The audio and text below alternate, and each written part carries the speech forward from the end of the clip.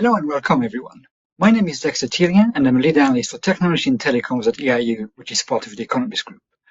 I will be moderating today's webinar, Quantum Security, Safeguarding the World in a New Technology Race, sponsored by Inflection. 2025 has been the year of quantum, and we have seen a lot of announcements and milestones over the past 12 months. We've seen Google experimenting with a boundary of what it called quantum observable, and Microsoft also launching a first quantum processor based on topological qubits. Companies keep pushing toward the quantum advantage, but security must go in parallel with a greater adoption of quantum technology. It is often said that security may be the first quantum thing that many companies will need to do before they embark on the quantum journey. Why security is critical, what you should be doing about it, and when, as a business or a government, you should start thinking about it, are some of the questions we'll be answering today during the webinar. And to do so, I am delighted to introduce a three speaker who will join me today. With us, we have Anne Duncan, who is a former Chief Information Officer at the US Department of Energy and currently the Chief Executive at Duncan Global Advisor. We've got the Right Honourable Sir Grant Shapps, who is a former Secretary of State for Defence in the UK. And we've got Matthew Kinsella, the Chief Executive on Inflection. Welcome, everyone, and thank you very much for joining us today. Before we go deep in talking about quantum, I think it'd be quite interesting to maybe ask, why is quantum security different than the typical and traditional cybersecurity? I think a lot of our audience will know about the traditional cybersecurity, but it might be interesting to get your view in terms of why is quantum different. So maybe, Anne, if I start with you, why do you think quantum security is different than the traditional cybersecurity paradigm? Sure. First, thanks very much for having me. It's great to be here and join everybody for this conversation. I think the most fundamental difference between quantum security and everything else is that we are not up against an imminent threat. It's very easy to ignore quantum security because no one or very few people have any meaningful quantum computers now, or you'd argue that there are very few people and none of them are particularly meaningful as of yet. But soon we will see more quantum computers. So we need to be thinking now about how we're able to secure them. And obviously, we're going to talk more about it later, so I won't get into all the details. But the big thing that's deeply concerning for us right now is, the ability to harvest data now and decrypt it later. So that's a huge risk that leads to a lot of other things that we'll be talking about today. Thank you, Anne. Grant, what is your perspective in terms of the difference between traditional security and quantum security? Well, as you mentioned, I've been thinking about this a lot through the lens of having been Secretary of State in the UK, and defence is obviously one area where quantum is pretty obvious, right? But I was also before that Transport Secretary, Business Secretary, Energy Secretary, amongst others. And actually, the thing which strikes me about quantum is it's not a case of it might have an impact in these four areas, plus many others. It will. So this is something we actually know is going to sort of change the world rather than something which speculatively might do in many years' time. I'm going to go out on a limb here and say that if you take something like fusion, it's always 20 years away, it will come, but you never quite know when. Quantum's not like that. Quantum's really upon us in a big way. And as Anne just said, the fact of the matter is that we know that, for example, hostile states are already collecting the data up with the intention of analyzing it later on, just when they get enough compute power to do those things. We may not have had, I agree with you that there have been a lot of big moments this last 12 months, and you listed some of them. I don't think we've had the sort of ChatGPT moment with quantum quite yet, but it is coming. When I say that, I mean the moment when everyone suddenly noticed it, even though it's been around since, the 60s, arguably. But it is coming with quantum. We know it's coming. And so governments, businesses, organizations, we all need to prepare for the day. Thank you, Grant. Matthew, as a Chief Executive of a quantum company, what do you think is the difference between quantum and traditional security? Well, first of all, Dexter, thank you for having me, and Sir Grant and Anne. It's wonderful to be doing this with you. I totally agree with everything said by Anne and Grant. Maybe I'll add a couple of things. And before I do, I find it helpful sometimes just to level set on terms in these types of forums, just so the audience knows what we're talking about. And so when we say quantum, we're talking about the world of the very small, the atomic and the subatomic levels, where a totally different set of physics governs, right? They're called quantum mechanics, and there are properties that take place down at that quantum level that are mind blowing. They don't make any sense to us, but we are positive that they exist. And so when we talk about quantum technologies, they are harnessing some of those very strange quantum mechanical properties and then turning them into products. And why do we want to turn those into products? It's because that the products that you can build with quantum have orders of magnitude improvement relative to the classical versions of these products. And a lot of times we focus mostly on computing, which is appropriate because that will be absolutely game changing. But that is just one of the products that you can build with quantum technologies. There are a whole swath of them, and security is impacted by each of those. And so just to throw a few of them out, you can build quantum clocks that can keep time orders of magnitude more precisely than classical clocks. You can build quantum RF antennas that can do things that classical antennas can't do. You can build quantum inertial sensors that have precision levels that are 1,000x more precise than classical inertial sensors, ultimately allowing us to navigate without GPS. And of course, you can build quantum computers, and quantum computers have the ability to do things that classical computers can't do because of the underlying architecture. So all of the classical computers that are out in the world today are based on binary architecture. It's a 0 or 1. And when you do that billions of times, you can do all of the amazing things that we can do with computers. But there are some things that you can't do. And one of those things is to factor or divide a very long string of numbers down into the 2' numbers. When you multiply those together, you get that long string of numbers, right? And so we based almost all of our modern day security, cybersecurity, on that fundamental inability of classical computers. That is something that a quantum computer will be able to do. So it's helpful just to make sure we are all level set on what we're talking about here. And when we talk about security, each of those different elements of quantum have huge impacts on security, whether it's national security or economic security. And so it's a big topic that I'm excited to talk to you all about. Yes, and that's very good of you to kind of explain that quantum technology is not just quantum computing. I think sometimes there's an overlap, but people kind of confuse the two terms. But I kind of want to pick up on what you said also in terms of the current kind of encryption system, the common kind of RSA encryption system that we have with our normal computer. It's often said that this is kind of the biggest threat in terms of quantum technology. Like a quantum computer is going to come in, and then all encryption that we're currently using to buy everything online, to do online banking, to do everything that we do that kind of requires a password or everything, is going to be broken, and basically we're in trouble. Is it the kind of the biggest threat? Is it the most immediate threat, or is there something else we need to consider? Matthew, I'll kind of go with you. Start with you with that question. Ultimately, it will be hard to say if it's the biggest threat, but because of what Anne was mentioning about harvest now, decrypt later, it will be very disruptive because we can start to implement post-quantum encryption techniques that quantum computers won't be able to break, but anything that's been harvested over the past decades will be able to be. So that will be quite an issue. Now, the good and the bad news, I suppose, is that it will take a while for quantum computers to reach the power levels that you need to do that type of calculation. And so I actually think in the next 5 years, let's say 3 to 5 years, there are other quantum threats that are more real and more pressing. Now we need to prepare for Q-Day when we can decrypt encrypted information. But in the more near term, let's talk about GPS for a minute. GPS is a position, navigation, and timing system, and GPS is based upon, at least let's just say GNSS. So GNSS systems globally, global navigation system, are based on a small number of satellites that are circling the Earth and sending very faint signals down to the Earth. And those signals are easily spoofed and disrupted. And we saw that a few months ago when Ursula von der Leyen's plane was hit with a GPS denied attack. I think, Grant, we've talked about how your plane has been hit with a GPS denied attack in the past, right? So this is a very real threat. And if you think about how much of critical infrastructure, both for just civilian life, but importantly, the critical infrastructure of the military, how much of that is dependent upon GPS, which is increasingly becoming spoofed or denied, that poses a very problematic situation.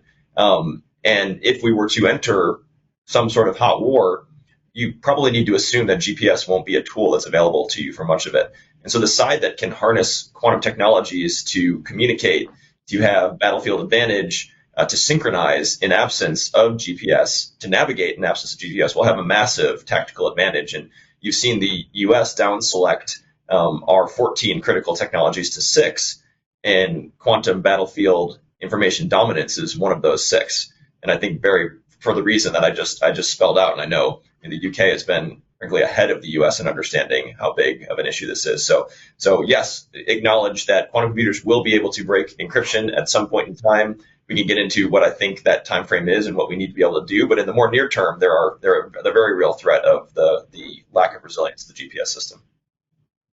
Grant, do you agree that GPS is maybe kind of the short-term threat that everybody needs to think about?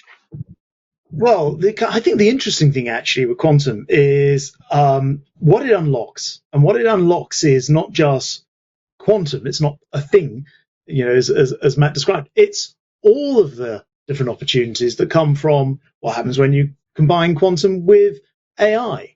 What happens when you combine it with trying to unlock some of the problems. I mean, I mentioned jokingly fusion before. By the way, I do believe eventually we'll create this endless energy through fusion, but I've lost count of the times that people have told me it's 20 years away over the last 20 years, and I include that as energy secretary. I look forward to hearing Anne's views on it. But actually, hey, quantum could be the thing which unlocks that and makes it happen a lot faster, because we have the level of power to be able to kind of to unlock mysteries in many, many different spheres. Medicine is another one. I mean, I was never health secretary. It's the one I missed out. But wow, there are so many, not just life-changing, life-saving discoveries to be made where quantum will be at the heart of it. But I think very much combined with these AI and many other technologies to make that happen. And is it the same for you in terms of looking at GPS, or do you see any other threats kind of on the horizon that are maybe understated and underappreciated? So I think there are a lot of threats on the horizon, but I actually want to riff off a little bit of what Sir Grant said, because I think it's really interesting. I think he's right that quantum is going to really help us advance a lot of technology. So we got to throw all our threats here, and I know we're here talking about security, but I don't want to forget the opportunity it poses as well. All our science is computational now, whether it's Department of Energy or anybody else in the world. So you're going to use high performance computing to analyze your plans, to model what you're going to do. Then you're going to do your physical experiment if there is one, and then you're going to use high performance computing to analyze the data you get out of that experiment. And adding quantum to that mix is tremendous in terms of its ability to model nuclear reactions, whether it's fission or fusion, to model new materials for batteries and solar panels. And so, I see that, as Sir Grant said, this is going to be an opportunity to move forward in a lot of technical areas, whether it's whether it's healthcare, whether it's energy and new technologies to help us with reducing our carbon footprint, and carbon capture maybe to help us actually move back in some of the damage we've done. It's a tremendous set of opportunities, and I didn't want to let the opportunity to talk about that go by as we moved along here. But I think we have a lot of risks, but there are a lot of opportunities as well. And we kind of maybe following up on that. I mean, sometimes we say that the proliferation of AI make it far more difficult in terms of cyber attack. It's not very easy. You use AI to do a cyber attack, you only need a human. But also on the other end, cybersecurity company explained that the greater use of AI will also help them prevent a lot of attack. Do we have kind of the same paradigm with quantum, in the sense that quantum computing could create an enormous amount of new risk, but also quantum computing, quantum technologies will also help us in terms of kind of facing those new threats and those new risks? Would that be a correct thing to say? And I'll start with you. Yeah, I think that's exactly the way I would assess the situation. You look at AI, we say our adversaries use it, and we're going to be able to use it. The same is going to be true with quantum. Our adversaries are going to be able to use quantum, and then we'll be able to use quantum to essentially fight back with our adversaries, in addition to advancing other areas of technology. So absolutely, I think that's a right answer. So Grant and Matthew, do you both agree with also that? So Grant, go ahead. Yeah, absolutely right. This is it. And actually, I feel like in the past, when the world has reached critical moments of enormous change, so, I want to say like the Industrial Revolution, where here in the UK, the Luddites went out and smashed up the equipment and didn't want the progress to be made, right? I mean, we laugh about it now, but it must have felt very real to them because these machines were taking over their jobs. And then we've seen this repeat time and time and time again. When computers came in, it started to become popularized in the 80s in businesses, when the internet turned up, when it became popularized, AI now, today. And actually, I think we're seeing it in the UK job figures right now. They're starting to tick up. And I suspect that is, apart from some problematic management of the economy, I suspect that it is also AI started to dig in. The same is going to happen with quantum. And, I know actually primarily we're here talking about the quantum threats, the vulnerability of our entire banking systems, our logistics, our, every single part of our lives that's connected online. Those are kind of obvious things. And I think complacency is probably our biggest threat. But on the plus side, this is about to really change humanity for the better as well. And, as I was saying before, help people live a lot longer, give people a much better quality of life, and a more fulfilled life. So, as ever, I'm very cognizant of the threats, particularly having been defense secretary. You kind of lie awake at night and worry about these things. But I'm, once you've been given responsibility for the nuclear codes, your life is never quite the same again. Is the way I look at this. But I'm actually, on balance, an optimist with quantum and much other technology as well. If we play this right, we have the opportunity to advance, human welfare as never before. I mean, I'm enjoying the optimism, but I'm afraid I'm going to have to be the pessimistic one and kind of move on a bit. Anne mentioned in terms of, harvest now, decrypt later, and I think it kind of feeds into the international situation that we have and kind of the need in terms of geopolitical angle. What are the issues there? Is it just about some kind of rival or kind of non-allies kind of basically harvesting as much data as possible from companies, from government, and then hoping that they get quantum computing first and then be able to decrypt it? Is that the main threat, or is there something else in terms of that battlefield element and that kind of great conflict element that we need to consider? So, Grant, as a former Secretary of Defense, I'll start with you on that question. Yeah, I think from a geopolitical point of view, the issue is not quite as much the race to who gets to it first. There are those who argue that if you have a 6-month advantage, then you sort of essentially can take over the world. I've spoken to Eric Schmidt. He argues that about AI, for example. I don't buy that argument. I think the biggest issue that we face is that there are regimes, China's an obvious one, where they don't have to take into account things that we think are normalized, like respect for individual rights. And as a result, they will use this technology in a completely different way, and they'll use it to control the population in a completely different way as a result.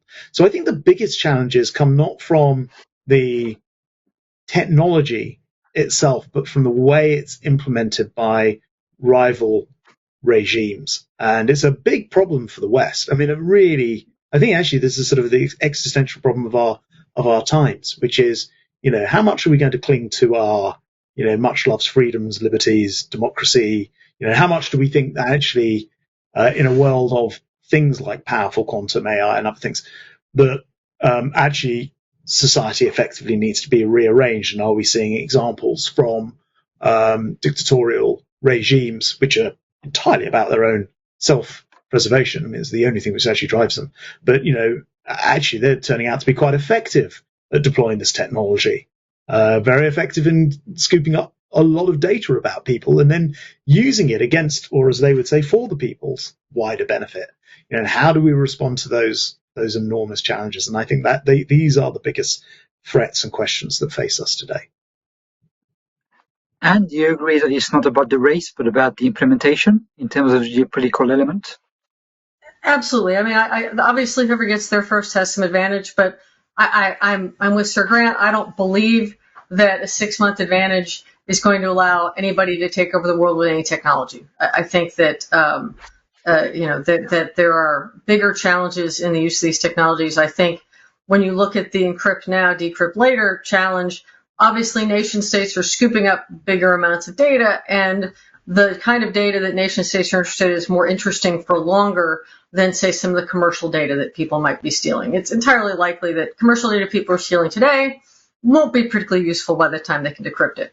But, if you're able to steal the US and UK's nuclear secrets, right, those are going to be valuable whenever you decrypt them. So that is a huge issue and a concern, more for countries than for the private sector. But it's an issue for everybody. And I do think that how quantum is used by different governments is very different and is going to be a big concern. The reality is going to be you're not going to have a quantum computer on your desktop, right? Who's going to have quantum computers? Nation states, big companies. So as an individual or a small company, you can lease some use of that quantum computer from big companies subject to their terms. But the nation states and those large companies are really going to have control of the quantum ecosystem. So from the liberal democracy side of the world, we need to be thinking about what does our regulatory frame look like? What are we going to do to ensure that quantum is used for the good of our people, whether that's social good or economic good? How are we going to make sure it's not abused, just like we're struggling with that question with AI right now? And we also have to be aware, as Sir Grant mentioned, on the other side, some of the nation states don't see the world the same way we do. China, Russia, others, and we know China is doing very well in the quantum race, and so we're going to have to reckon with China having quantum computers and what they do with that in terms of aggression potentially around the rest of the world, but also the way they control their population and their economy, and how do they apply that quantum capability to new technology, to research and development, is potentially going to be very different than how we apply it in Western democracies. Yes, and I think it's basically the same issue we're having with AI right now. If you look at the way China is using AI in terms of surveillance compared to what other countries are doing, it's very different. Matt, I want to kind of come to you on the same question, but maybe from a quantum company angle. Obviously, you're an inflection. So how do you see that kind of geopolitics kind of impacting, and I guess, your day-to-day work and the work that you do with inflection? Well, the geopolitical backdrop that we're operating in is one of China out-investing the U.S. and the U.K. From a state-sponsored dollars going into quantum, and the U.S. and the U.K. allocating more dollars to quantum, so starting to catch up. And the good news is if you take us all plus our allies as a whole, we do out-invest China. But I think it also is reflective of just the innovation engines that drive the two different mentalities. So you have a very top-down directed way of going about things in China. In the US and the UK, we're relying on the bottoms-up, competition-driven, capitalist way of getting there. And I will personally bet on the latter all the time, and ultimately that will produce the winning technologies, I think, and then the winning implementation of that technology. So we do see China aggressively funding quantum across that entire swath of different types of quantum products that I mentioned, from computing to timekeeping. And then the US and the UK are doing a great job, help with the state putting policies in place to help the quantum companies navigate. And then competition is driving us forward. And so it's a very different sort of a microcosm of capitalism versus whatever you want to call it, state-directed technological development. And so maybe that's one example of what I'd offer up to you. But what I do think is, as we have quantum technologies that provide those orders of magnitude improvement in capabilities that I was talking about, those are very large and market opportunities for companies to address. And so it's a great place to be building a business. And maybe following up on that, do you think there should be maybe greater collaboration between the US, UK, European countries in terms of kind of doing more, or should kind of leave it to, as you mentioned, the competition between the different companies? Do you think there should be areas within kind of the quantum sphere where there should be more collaboration in order to kind of have the same level of investment as China or maybe others? I mean, I think collaboration is always helpful, especially for things like standards and, maybe even developing centers of excellence for various quantum technologies in various of the allied nations. because what you don't want is redundancy in many ways. And so I think the coming together to set standards, even something like, let's look at photonics. Photonics are an absolutely critical supply chain input to quantum. Many quantum technologies rely on the ability to take advantage of the quantum properties of the particles or the atoms that you're dealing with, and you do that with lasers. And there's it's a very weak kink in the supply chain, let's put it that way, because people are using all different types of lasers. So no really big companies have been developed to create that element of the supply chain. And if we start to standardize and standardize on the colors of light we use and standardize on the types of photonic systems we use, then you could make that supply chain much more robust, which would drive the cost down for all of the companies who are using those inputs and help us, get to the end state much faster. So I think it's critical that we see deeper collaboration. And the good news is, you see it moving in the right direction. The US and the UK have been deeply collaborative about quantum and are continuing to do that, probably even more so with some of the quantum collaboration that's been done in the last few months. So I do think there's a lot to be optimistic about on the collaboration front. So, Grant, do you think there should be greater collaboration between, let's call it broadly, the West? Yes, I do. But actually, to point out, there's a lot of collaboration already. Back in 23, we signed the Bilateral Quantum Science Technology Agreement. It was part of what's called the Atlantic Declaration between the US and the UK. It sort of sets a framework, a backstop, and it sort of advises, companies and academia that we want to work together. And I see a lot of the universities doing that already. Oxford, MIT, spring to mind, UCL.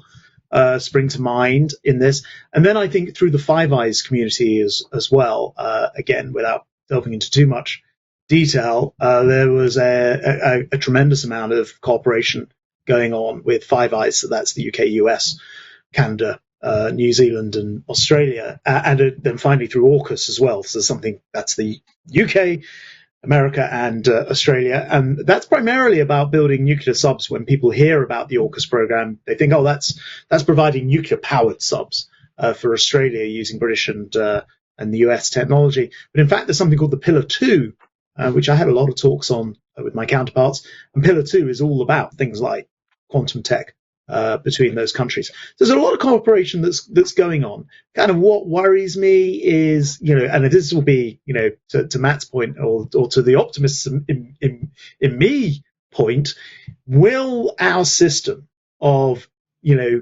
cooperation, competition, fragmentation, will that be able to be stronger than a system of just mass government direction as we see in authoritarian states? And I think we think it will be stronger than, say, a North Korea or probably even a Russia.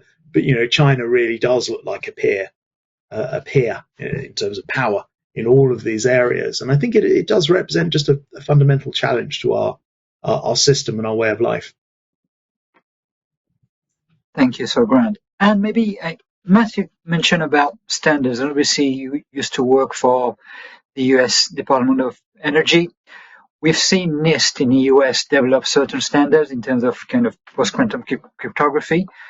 Do you think those standards are, the right ones in a sense? And also, do you think there should be maybe greater collaboration to come up with more international standards, as it were, because they look fairly domestic so far? So what is kind of your perspective in terms of the collaboration, what you've seen when you were working for the US administration previously?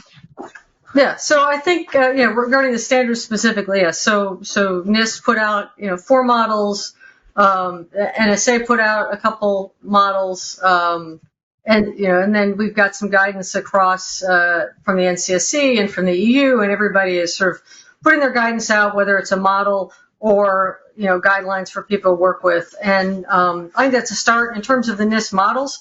So far they haven't, the first shot NIST took at it, stuff immediately got broken.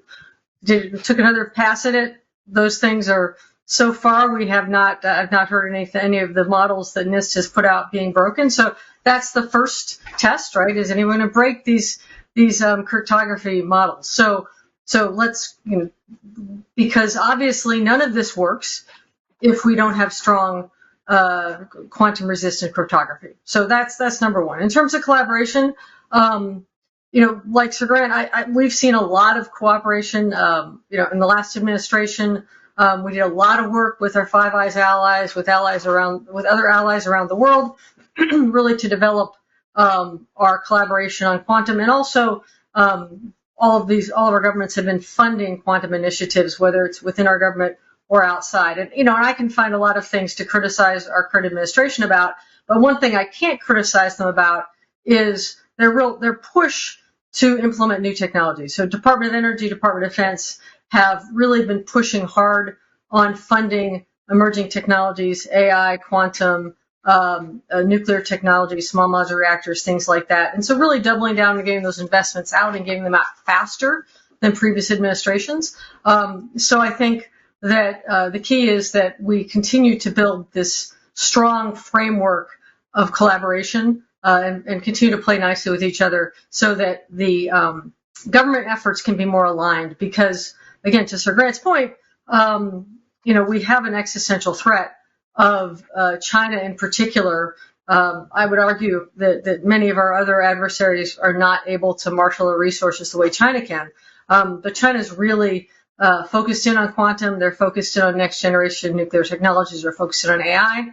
And those things are giving them a real competitive advantage because they can direct their economy very clearly in a specific thing. So we all need to stay coordinated and continue to make those investments. And I think we are. I think that is something from the U.S. standpoint that's been fairly consistent and fluid and stable across the change from the Biden administration and the Trump administration.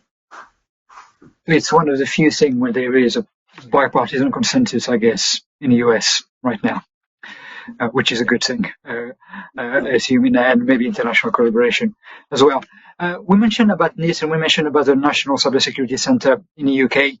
They've all come up with different timelines in terms of what company needs to do. So I think 2035 is kind of a big date in terms of having your entire kind of post-quantum cryptography migration. We're expecting something to come from the European Union in the first half of 2026, where we expect probably a similar timeline based on what we've read from reports. I guess my question would be, is 2035 it's both quite close but very long. 10 years time, a lot can happen in 10 years. I don't want to go back to 2015, but if you look at where we were in 2015, where we are now, a few things have happened, COVID being one of them, but a lot of other stuff. So I guess I'm going to get it from let's start it with a kind of a private sector and corporation perspective. If you get those, if you're a company, and I'm sure we have in our audience people who run company, who are decision makers in multiple companies across multiple sectors, and you kind of tell them you need to do something within 10 years, they'll say yes, but they might not do too much. And as Matt kind of mentioned earlier, some of the threats might be in terms of encryption might happen by then, maybe a bit later, but some of the other threats are far more in the short term. So do you think those timelines are kind of a bit too long in terms of what they need to do? I know there's intermediate steps as well that needs to be taken, but what would you say would be the thing that a company need to do in the first place in order to kind of start in that kind of quantum journey? Is there something that when you start, is it about knowing what the data is, knowing what kind of the security level is, knowing what kind of services they might be using? Is there something that if you wanted to have a checklist for a company to start on a quantum security journey, what would it be? Maybe Jan, I'll start with you. Sure. So I think for companies, the number one thing is inventory, right? So you need inventory your applications, whether you've bought them or built them, and understand what the cryptographic algorithms are in those products. And then for the things you've built, then it's on you to go ahead and replace the cryptographic algorithms to be quantum safe. And then for your vendors, you need to work with your vendors to understand their timelines for getting there. So I think the part at the beginning of the question was, right, is 2035 too long? Absolutely, it's too late. I would be really interested in hearing what Matthew has to say. When people ask me, I say, 2028, 2029, somebody's going to have a quantum computer that's going to be able to start breaking things. 2035 is definitely too late. I think it's a really hard problem because, as we said, it's not right in front of you today. And we don't know when it's coming, but we know it's coming. It's not, I think, as you said early on in this conversation, right, it's not a maybe, it's a yes. This is happening. We're sure this is happening. So we need to be prepared for it. And, we inventoried. So the federal government in the U.S. has taken some pretty strong stands on this in terms of getting ready. And an NSA has said by this year, if it's a classified system, it needs to be done. I can't tell you whether that's done or not because that would be classified, but they have publicly stated that they all need to be done. But the rest of our systems, we did an inventory 2 years ago at DOE, and just for DOE, it will cost $1 billion to go ahead and replace all the cryptographic modules, whether that's getting a vendor to do that or it's replacing the software or whatever it might be. So companies are going to have a large technical debt here, and they need to start figuring out what that technical debt is and how they're going to resolve it. And for commercial off-the-shelf products and software as a service, they need to be leaning on their vendors to get it done. And to follow up on that, how important are going to be the vendors? Because, as you mentioned, very few people are going to have a quantum computer sitting in front of them, and very few companies are going to have a quantum computer within the premises. Maybe some will, but I think in general it will be used through the cloud or something similar. So how important will be those kind of third-party vendors will be building and kind of selling the services in order for them to be also as secure as possible? Yeah, no, I think it's all about the vendors. As you said, I'm not going to own my quantum computer. I also don't own most of my applications, right? Most of them are things that other people are providing for me on a license basis as a service. And so it's incumbent upon the vendor community to pay attention to this and embrace it. And I was talking to a student that I'm mentoring who's interning with a large airline, and we were talking about technical debt and, like things they need to fix versus things that people want. And it's always true in any company, in any solution.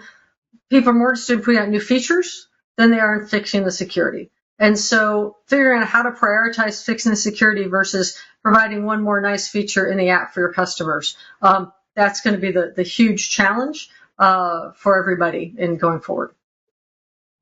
Matt, if I come to you on those two questions, one on the timeline in terms of 2035 and also in terms of obviously you're a quantum company, so kind of your role in ensuring that what you sell to corporates and governments and everybody is kind of secure in the best possible way. Matt. So the metric to measure the power of quantum computers, there's a few, but the one I think is the most important because it sort of encompasses many of the different metrics is what's called logical qubits. And to Anne's point, by 2028, I do believe that we will have quantum computers with enough logical qubits to do things that classical computers can't yet do or will ever be able to do. And a logical qubit is an error-corrected qubit. So when I talked about quantum being the realm of the atomic and the subatomic level, you could think of each atom as a qubit, right? And you could have thousands of qubits. What really matters is, do you have logical qubits, which are error-corrected, very high-quality qubits that you can use to perform calculations. So by 2028, I do think we will have quantum computers with enough logical qubits that can do things that classical computers can't do. I do not think that will be in the decryption space yet. I believe it will first be in the material science, so modeling complex interactions of electrons as you're combining materials. And so you can think about the type of company you are and maybe the rate at which you should be adopting quantum. If developing new materials is very important for your company, and there's many companies that is important for, if you think about what is SpaceX struggling with right now, it's they need the right materials to take Starship up to space, back down, up to space, back down. The ability to build those materials much more easily will be turbocharging their underlying business. Now, once we get past the phase of being able to do things in material science, that'll move on to drug discovery. And then ultimately, when we reach a certain number of logical qubits, which absolutely I believe will happen before 2035 and probably sometime post 2030, then you will be hitting this wall where encryption will no longer protect you. And so people need to be thinking now about how to protect their data and change their underlying security structure to get ahead of that. And the one thing I will end with is that it's very challenging to predict these timelines. In many ways, they take these step functions forward. So the reason why we've been talking about quantum, and it's always felt like 5 or 10 years in the future, is because for quantum computing, we never had logical qubits until 2023. So there was this binary moment where no logical qubits in 2023. And since then, you've seen the number of logical qubits that companies have start to scale rapidly. And there may be step function breakthroughs that happen that take that from, 20 to 1,000 logical qubits much faster. And in that case, you'll start to have programs that can actually decrypt all of this information. That's a serious problem. And the algorithm that can do that is called Shor's algorithm. So Shor's algorithm is the quantum algorithm that can break decryption. And at my company, Inflection, earlier this year, showed for the first time Shor's algorithm being run on logical qubits. We alerted the NSA beforehand. We want to your point, do this in the very right way. And we factored a very small number. We factored 15 down to 5 and 3. So no worry to 2048-bit encryption today. But the thing that we want everyone to know is this is a scalable architecture that has now been demonstrated to be able to factor numbers, and it's just a matter of getting these quantum computers more powerful before you can actually disrupt the entire encryption ecosystem. So it is happening now. I think this is kind of one of the key takeaways we'll have for that conversation. This is something we need to think about now. So, Grant, do you also think that maybe 2035 kind of maybe gives a bit of complacency to companies, saying, it's in 10 years' time, we don't need to do anything, and maybe even to government to some extent? Or does it really depend on a case-by-case basis? So in defense, in energy, in other sectors, they'll know it is coming much more quickly. Therefore, they'll start doing stuff right now, and they started doing stuff for quite a long time ago. Yeah, I think just in terms of the kind of 2035 government deadlines, too slow, too bureaucratic, out of step with if you want to take the threat side, out of step with the threat side, and also with the opportunity side. So, whatever you're doing, if you run a business and you're listening to this conversation, don't go, well, this is good. I'll just stick that on the to-do pile for a decade's time. Because to Anne's original point, the data is being collected right now, today, and it could be decrypted later. And it's not a case that, maybe it will be old data and no use. Actually, the kind of compute power you'll have to draw conclusions even out of data that's quite old could be in itself a kind of new threat that we barely even put our minds to. So I think actually, as kind of so often happens, actually business and industry and academia will take the lead on this. I very much hope that's the outcome. We've heard from Inflection how the company's doing exactly that today. And this gives everybody the opportunity to kind of not hide behind or sort of wait for something. There's always something more urgent to be doing that's demanding your time right now. But actually, think about what this could be in terms of devastation. Just at its most simple level, in the UK, we saw over the last couple of months, one company, Jaguar Land Rover, being hit by a cyber attack. It was such a big attack that when you looked at our GDP figures for the nation as a whole, the Jaguar Land Rover shutdown was actually taken to be the reason why the GDP of a nation was so bad. And it was one company in a pretty limited way by comparison to what this could be, who just hadn't taken enough care.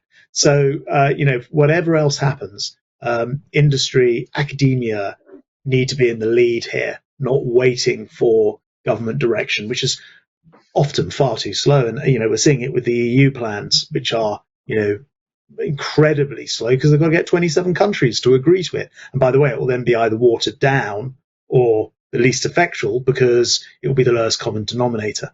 So do not I say this as somebody who spent my career, a large part of my career in government. Don't wait for government. That's not going to be the solution to dealing with something as fast moving and as powerful as quantum.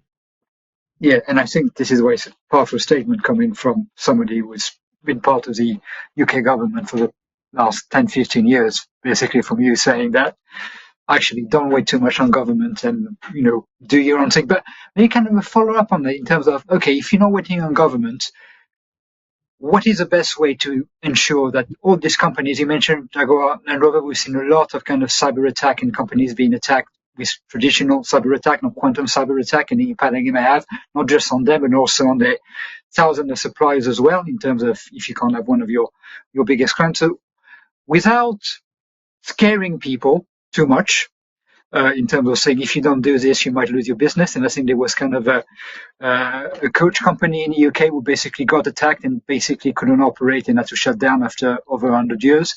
Without going that far, and if we're thinking that government is too slow, what is the best way to ensure that every company that is represented in our audience today and is kind of thinking about these things, and also has to think about AI, AR security, traditional cyber security, all the other things that they need to think about, what would be the thing in terms of making them aware that would need to be done if there was something? So, Grant, do you have an idea in terms of what should be done or what needs to be done?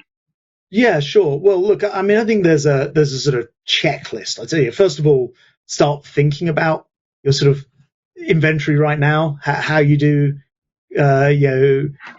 cryptography, how you secure your networks, all those things.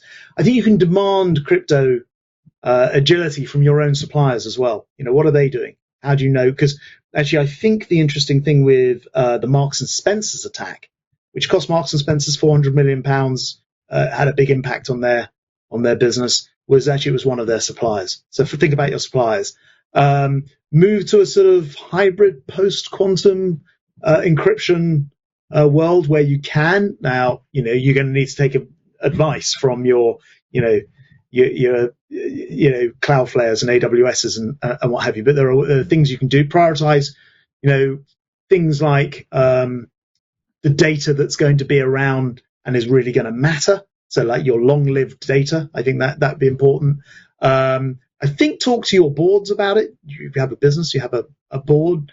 I would challenge your IT people and ask them what they're doing about it. You'd be surprised how many haven't even thought it through or just reading about it but thinking it doesn't apply to them at all. So, I mean, I think there's probably Anna, Matt, probably much better place to advise it, but I think there'll be a long list of things that you should be thinking about and acting upon now. And it's sort of, this is a process rather than a one-off activity. So I would start that process in place. And then, if I was CEOing, I would look for, or I was chairing a board maybe, I would look for, I'd be asking the question at each board meeting, can I have the update on this, please? What are we doing?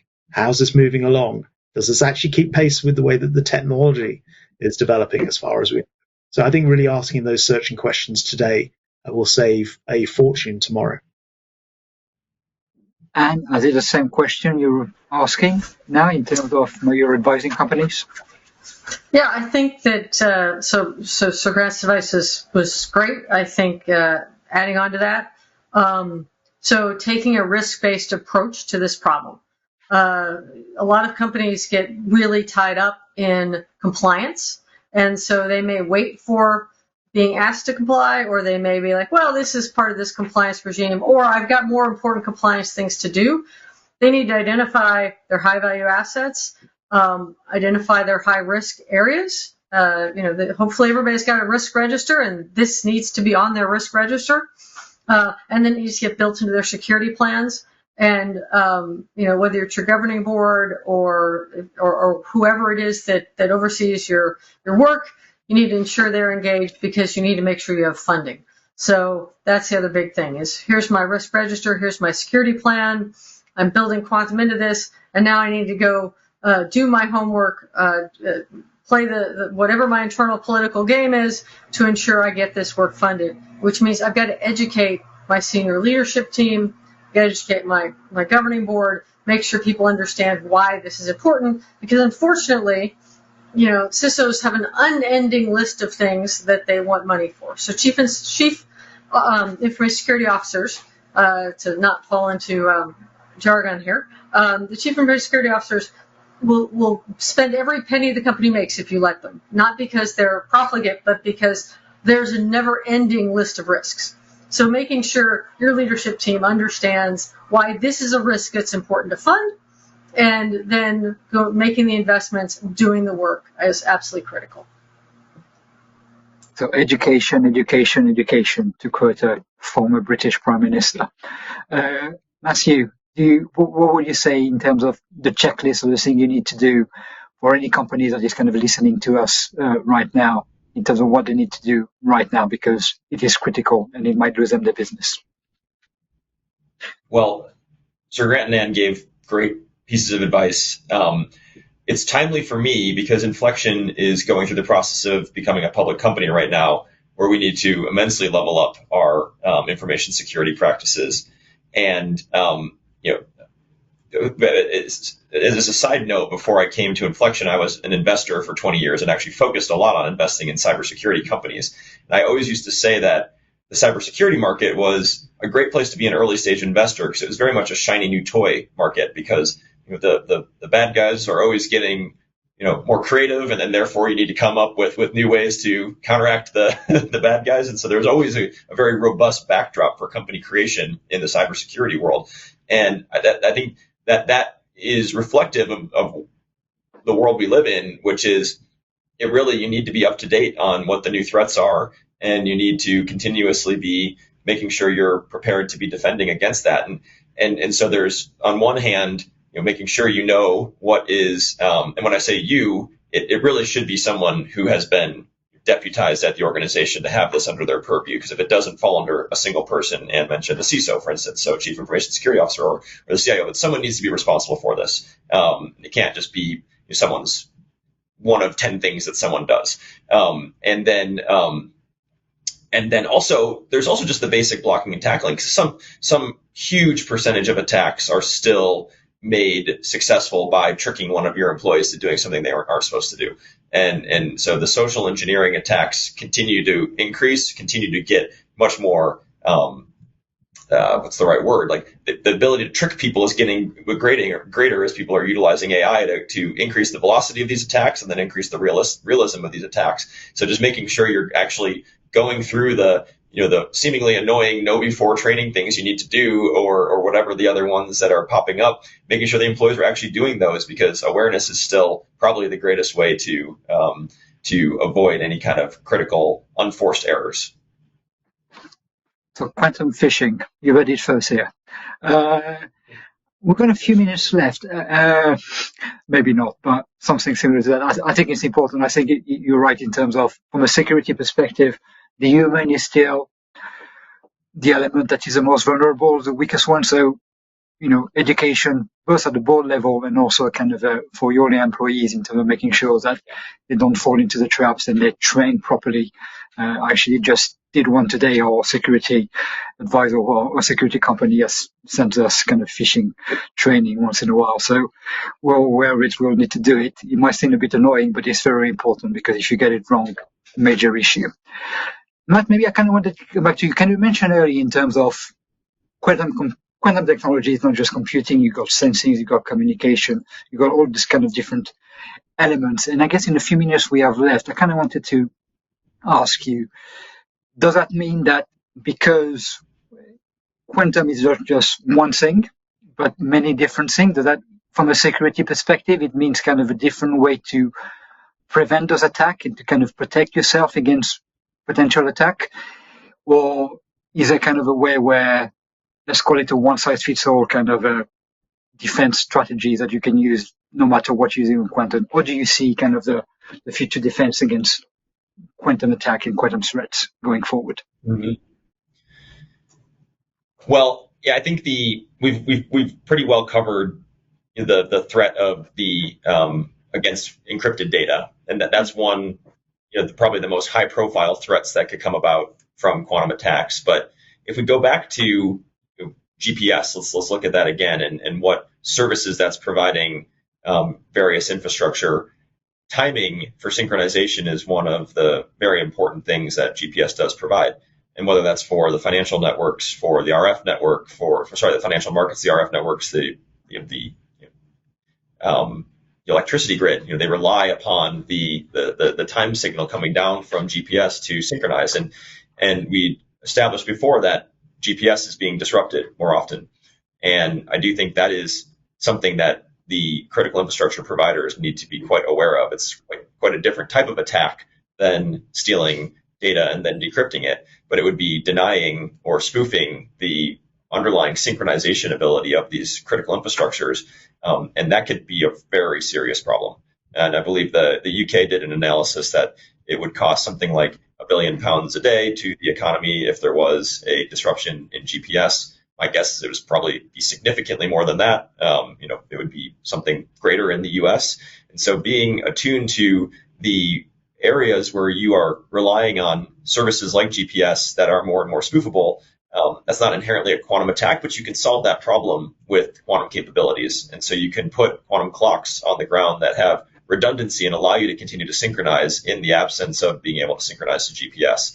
So maybe that's another area that I'd throw out there as a different type of quantum adjacent threat that you can help solve with quantum technologies.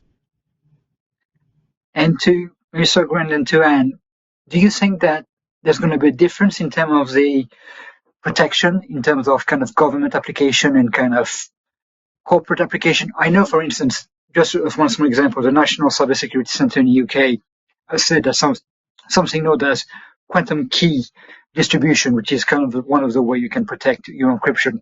But they said very, very clearly that you shouldn't really use it for kind of business critical application, and you really shouldn't use it if you're a government. So do you see, so Grant, kind of the need for kind of a different type of products and services for kind of government critical application, and that's going to be very different from what we say for a normal corporation, as it were.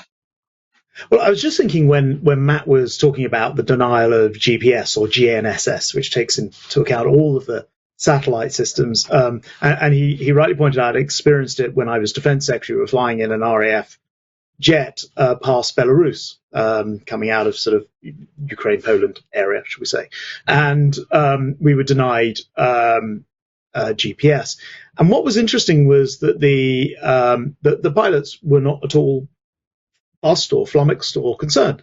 And the simple reason was that pilots have many different ways to navigate. You have the GPS, and it has become the lead way to navigate an aircraft. But you also have old beacons, things called VORs and even ADFs, and some time-based technologies, though not quite as good as the ones that are now coming available. In other words, over a period of time, they would become inaccurate, but the new ones won't in the same way. And of course, then they could get radar vectors as well. In other words, they had sufficient alternatives and backups and resilience to be able to get through even what to the journalists. And I had journalists on the plane who were like freaking out. I mean, I happened to be in the cockpit when this happened. I go back to the cabin, and these kind of haggle of journalists, there's a picture somewhere in the Daily Mail of it actually, like freaking out. Not because we'd lost GPS, they didn't know that, because the Wi-Fi had gone down. That was why they were freaking out. Anyway, I said, well, look, the reason is that we've also lost you. We're being denied Wi-Fi, but we're also being denied GPS. And then that of course, doubly freaked them out. But it wasn't a problem at all. So what I'm saying is, what are organizations, what are the leaders who are listening to this really need to be thinking about? They need to be thinking like the airline industry, like aviation. What is the resilience that means that if the system that you're using today goes down, all is not lost? And that is why, and I referred to before, when M&S's system went down, or Jaguar Land Rover's system, that is a system failure, not just of the fact that they experience hacks, cyber attacks of different types, but because they failed to put a backup resource in place. And I think that is where people should be thinking, maybe, from my contribution, if people remember nothing else, that is the thing I would most stress. What is your plan B? And what should be the plan B as a final question? Well, now that Sir Grant just told a story that I will never be able to top in my life, thank you for that one.